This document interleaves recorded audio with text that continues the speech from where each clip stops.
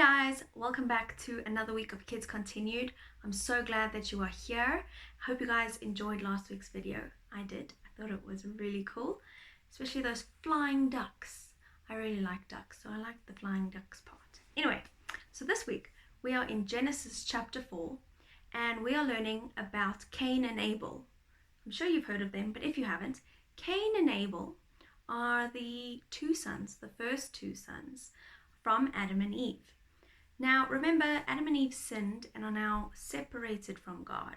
So they aren't living in the Garden of Eden. God's still there with them, but their relationship is very different because they sinned and they disobeyed God and now they're separated. So Cain and Abel. Cain was their firstborn son and Abel their second. And Cain grew up and he used to work in the fields. So kind of like a farmer, he would look after and grow crops. And Abel would look after the flocks. So whether it's sheep or cattle or all sorts of animals that they had. So he was a shepherd. He would look after the flocks. Now, they would bring God offerings. Now, these offerings were of like a thanksgiving and a praise to God. And they'd bring it from the fruits of the things that they did, like the fruits of their labor. So the work they did, they would bring the best of that, because wouldn't you want to give God, and we should give God the best that we have. So Abel would bring God fat portions from the firstborn of the animals in his flock. And Cain would bring some of the fruits of the crops that he was planting. Okay, now they both brought these offerings to God, and God favored Abel's offering more. Now, it doesn't really say why in the Bible, but God favored Abel's offering more. And Cain got annoyed by that. I say annoyed, but in the Bible it says angry. Okay, and his face was downcast. Don't you think when you get angry, you kind of look down and then you grumble under your breath? So he got angry, and God said, "What is the matter? Like, why are you so angry? Why are you downcast?" And he also told him that you must be careful with your anger, okay? Because if you don't take hold of it and you don't control it, it's going to control you. And sin is right there, really close at the door, scratching, knocking at the door, and wanting to take over. So I'm sure you've had this, that you sometimes get annoyed by something and get super angry, and then maybe you like lash out, maybe you smack or you kick or you say something, and it's really hurtful and it's really not the right thing to do. So getting angry is not a bad thing, because we all get angry, but what we do with that anger can be bad and can be sinful. And this is what God was warning Cain about. You must grab hold of that anger before it grabs hold of you and then rules your life. It like takes control and does something. And we don't want that to happen. But Cain didn't do this, okay? He called his brother and he said, "Abel, let's go walk in the fields." And when they were there, Cain attacked his brother and killed him. That's not a great thing, guys. But he was so angry, and that anger took over him, that he attacked and killed his brother. Now, when God came along, he said, "Where is your brother?" And Cain said, "I don't know. I don't know where he is. I'm not my brother's keeper. I don't look after him and don't have to know where he is all the time." But God knew what Cain had done. And he said, "What have you done?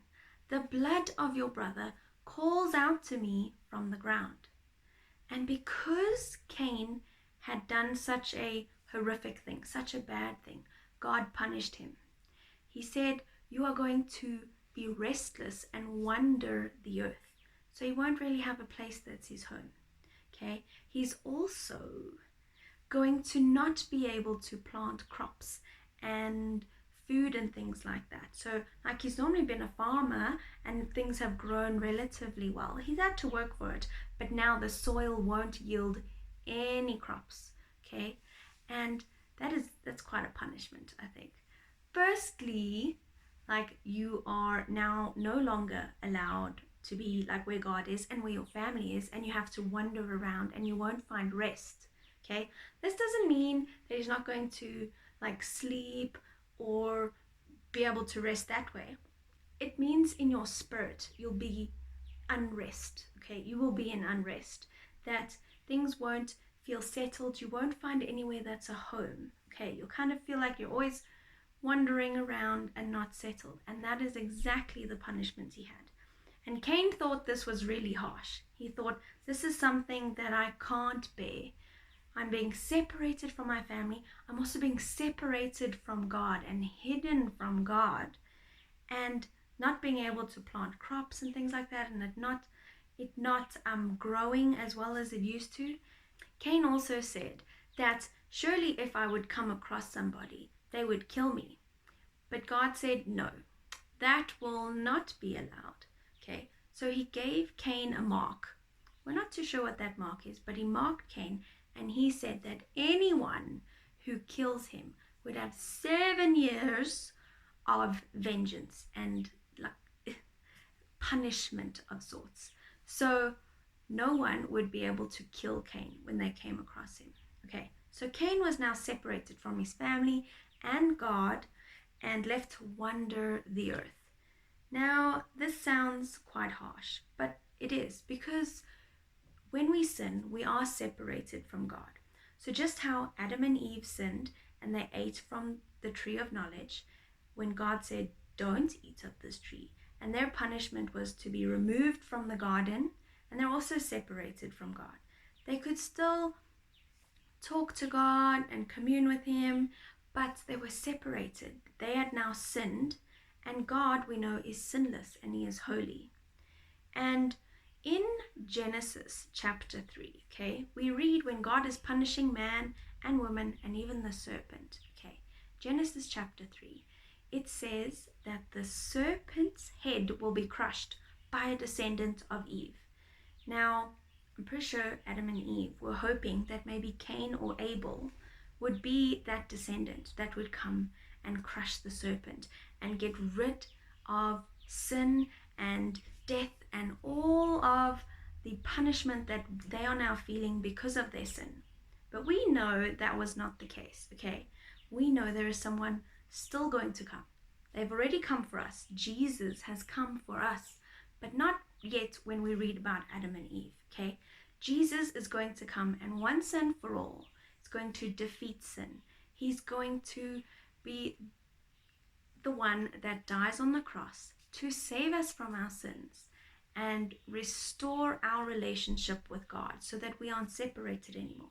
So when we believe in Jesus and the fact that he died on the cross, saved us from our sins, and is risen again, we mend the gap, okay? Well, not us, but us believing in him.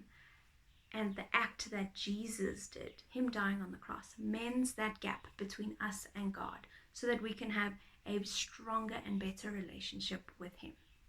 I hope you guys have a great week, and we will see you back here next week.